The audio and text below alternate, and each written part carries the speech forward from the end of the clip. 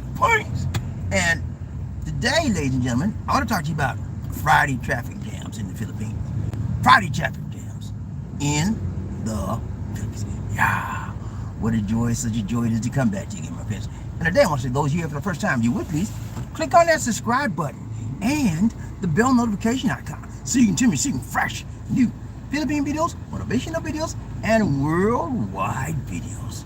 So good to be back again. We're on our way home, guys, and we are in a Friday traffic jam. Yeah, we're in a jam, baby. It's all jammed up. You know what I'm saying? I don't know about you. I don't like to be in any kind of jam. You know why? I don't like the jams. Whether it's toe jam, foot jam, traffic jam, you name it. I don't like to be jammed up. Because when you jammed up, you can't move out of it. You know? Just like a lot of you guys gonna come here to the Philippines and you gonna get jammed up. What you mean about that? What you mean? Yeah, jammed up. One of these Filipinos gonna get your nose open and she gonna jam you up. And next thing you know, man, you ain't gonna have no more time.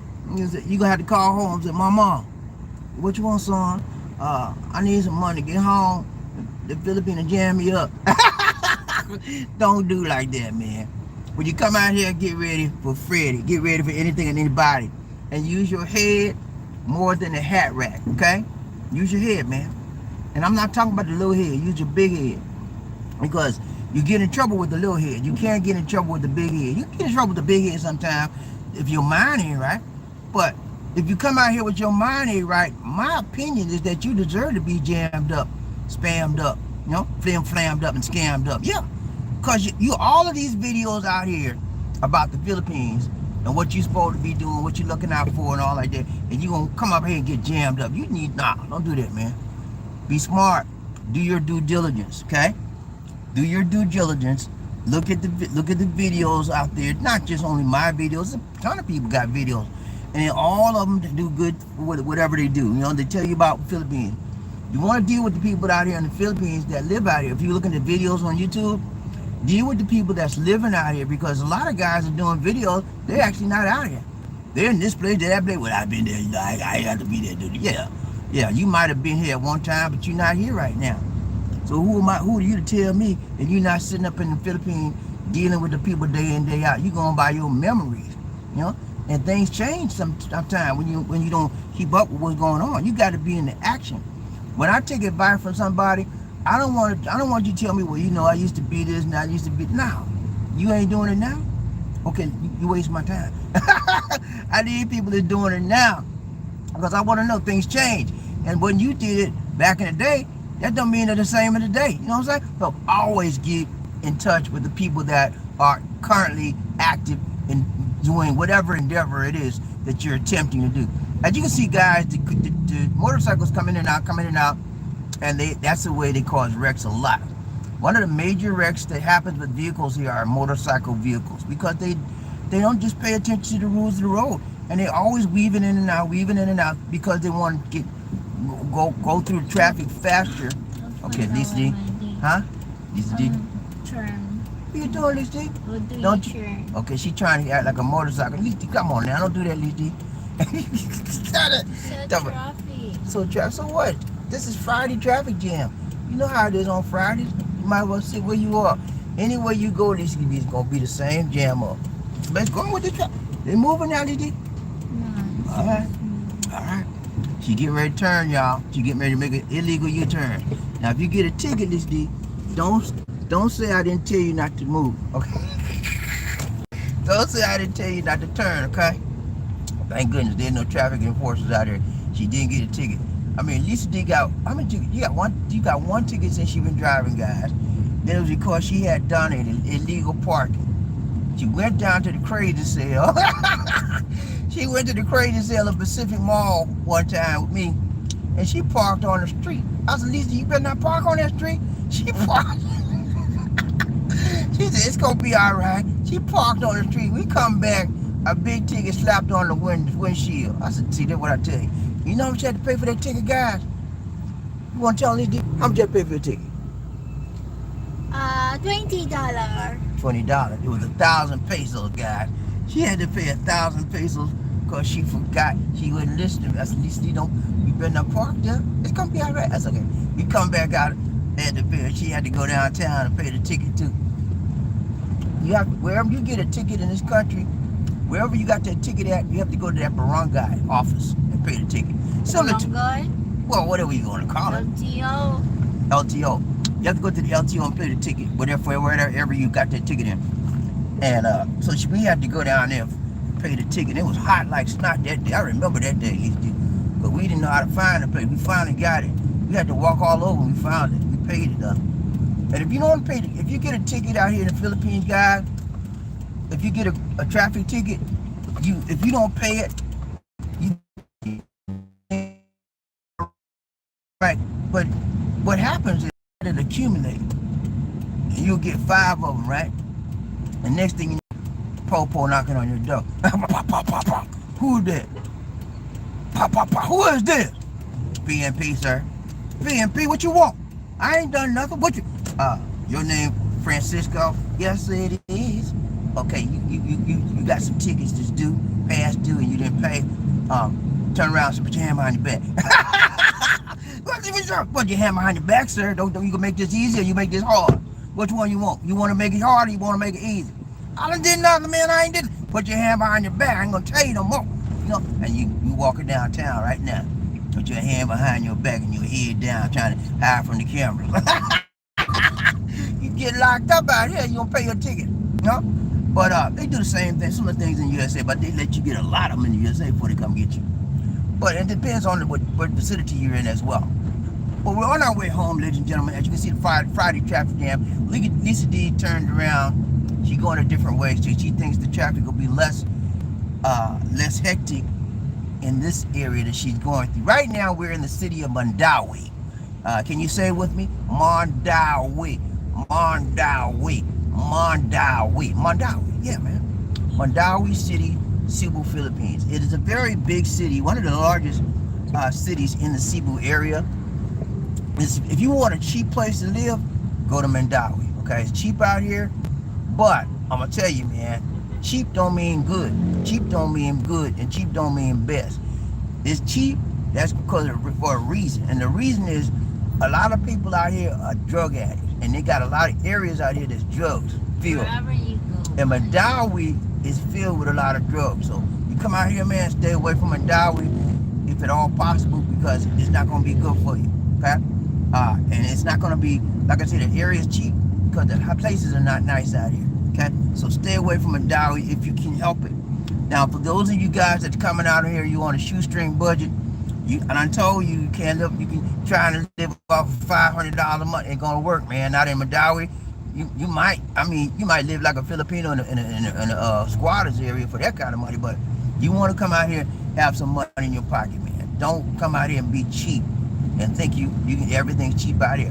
The cost of living up here is going every year, and this year is going up higher than normal because of the war and the pandemic caused a lot of shortages. Okay, so if you work out here,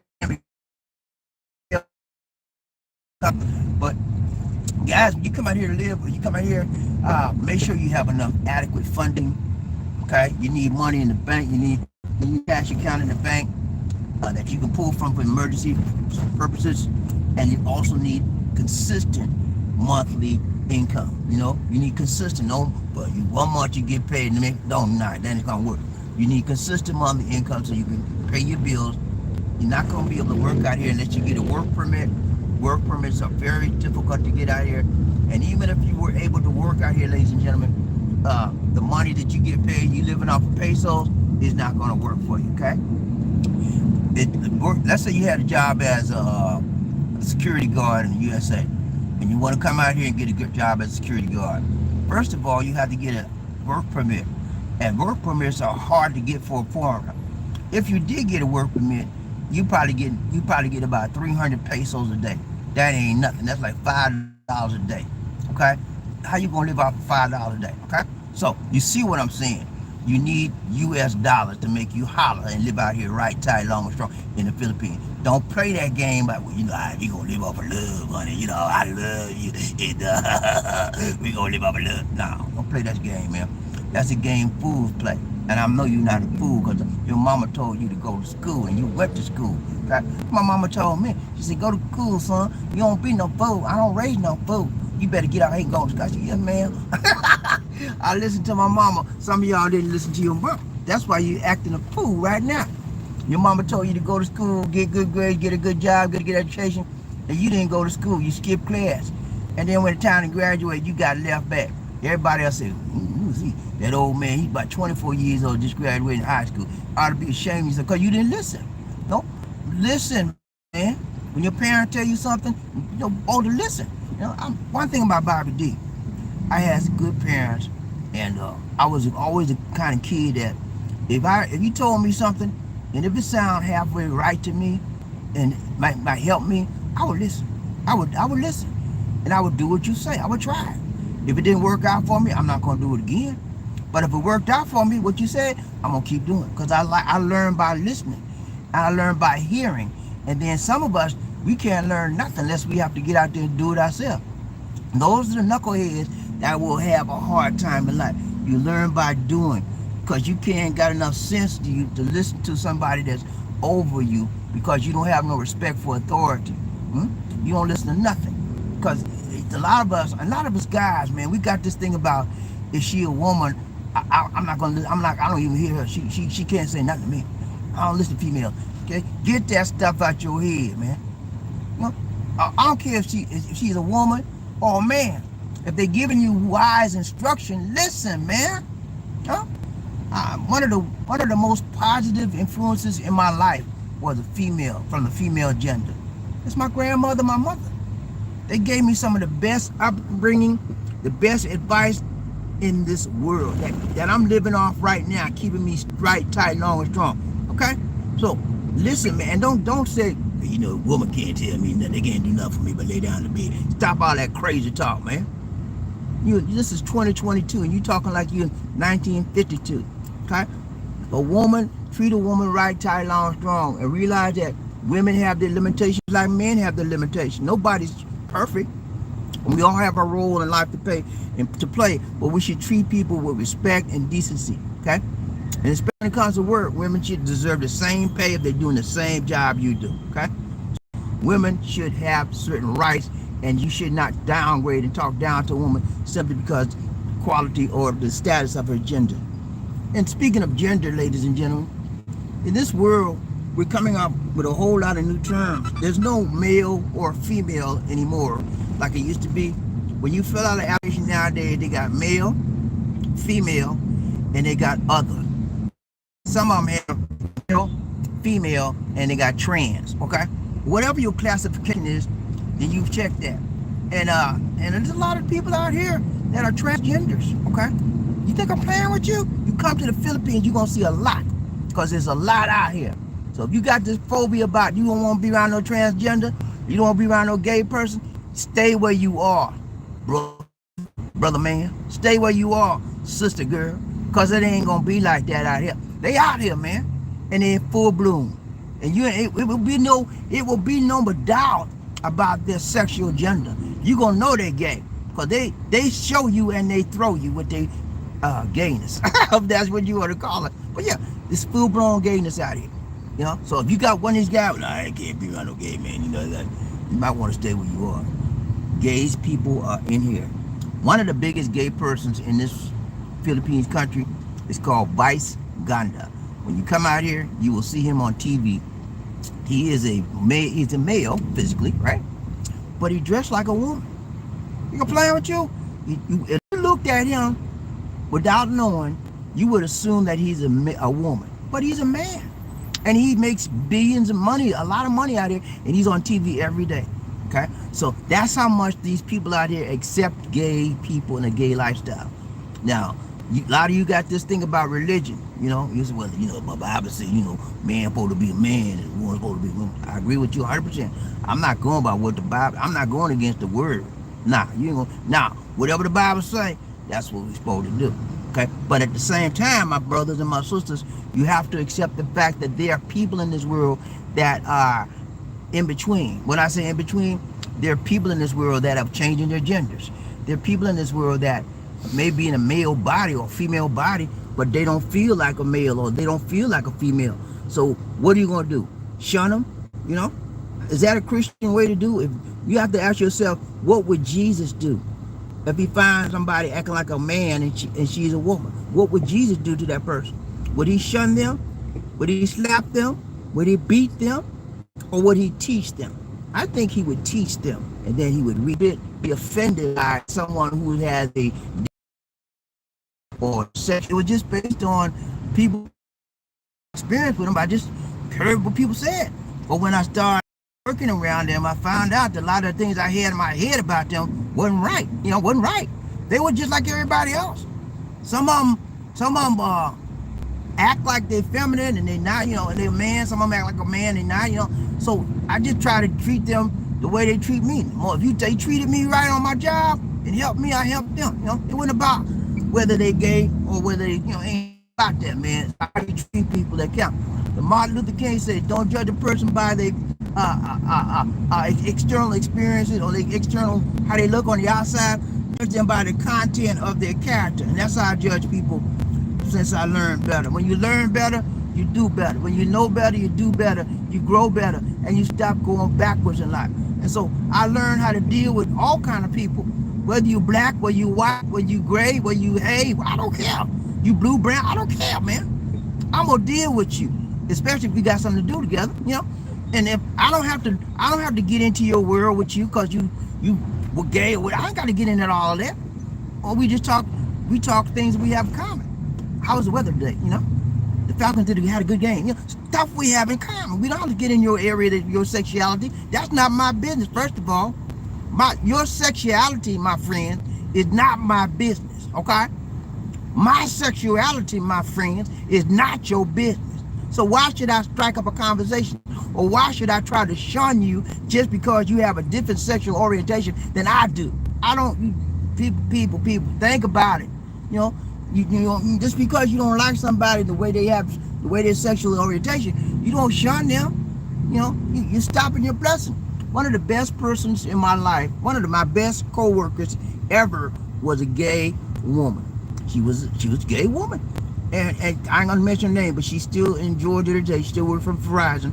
One of the best women. That lady had my back, man. Whenever I did something, whenever somebody talked about me or said something, she come right there and said, "Look here. Leave Bobbie and leave Bobbie name out your mouth." She said, that's what I told Bobbie. They shut up too. I said, good, thank you. I do this. And we had each other's back. So it's about the character of the person. It's not about how they their sexual orientation, how they like this and like that. It's not about that at all. And so when you learn that lesson, my guy, and you come out of the Philippines, you might be all right. You might make it. But the Philippines is one of the nations of the world that are highly acceptable of gay lifestyle people. The LGBT community, very big out here. So you're gonna see a lot of people wearing like you'll see a lot of men wearing women clothes. They call them lady boys. Yeah, you're gonna see some lady boys out here whether you want to or not. Because lady boys are always going after foreign men. You know why they go after foreign men? Because they want the multi. And a lot of foreign men come out here and they on the down low. You know what I mean? When I say down low, that means they straight in the USA. They come out here and they get down on the low side. You know what I'm saying? They want to go on the other side, the other wild side. You know what I'm saying? And that's sick. But that's what they do. So, but lady boys know that. And so when they know that, they come out here, hey, all kind of crazy stuff they say, man. I done heard it all. Because they done approach me with that stuff. You know what I tell them, man? I said, look, I'm not with that. Find somebody else. And I keep it stepping. I keep it moving. When you tell them like that, and then you can tell them like that. Some of them lady boys are very, very, what do you call it? Persistent. They don't take no for an answer, And so when you tell them no, that's like telling them yes, keep on, I said, look here, man, I just told you I'm not with that. And a few minutes later, they coming right back at you again. I said, look, man, you want me to call a security guard? You harassing me? I'm not harassing you, sir. I want you to buy me something. I said, buy you something. Ooh, Lord, I'm telling you, man, you're going to find some of everything. So get your mind right. Be ready. Don't fight them. Don't just be ready to deal with them with your communication. Communicate consistently. Communicate sternly. and let them know I'm not with that. I'm not. I don't want what you selling. I don't want what you bringing my way. That's not my lifestyle. I'm not with this. Okay, keep it moving. And if they keep harassing you, you find the next security guard or police you can. So look here, this lady boy over here keep messing with me, and they will do something weird because they try to run them off. Most of the security guards in the balls, they know the ones that's always trying to go after the foreigners. So they'll know what you're talking about. It won't be no mistake about, well, this one ain't that. They'll know exactly what you're talking about. At least I had a good time talking with y'all, man. I hope y'all enjoy it, man. I enjoy myself. I had to pat myself on the back. Lizzie, you enjoy talking? You enjoy listening to me talk, Lizzie? I'm sleepy. She said she absolutely sleepy. You better stay awake while you riding that car. But yeah, we almost halfway home, y'all. This area, what's this area called? No, Magika. The area we're in right now, guys, I'll show it to the area. This is called Magika, okay, in Cebu City. It's a part of Mandawi, but it's a section called Magika.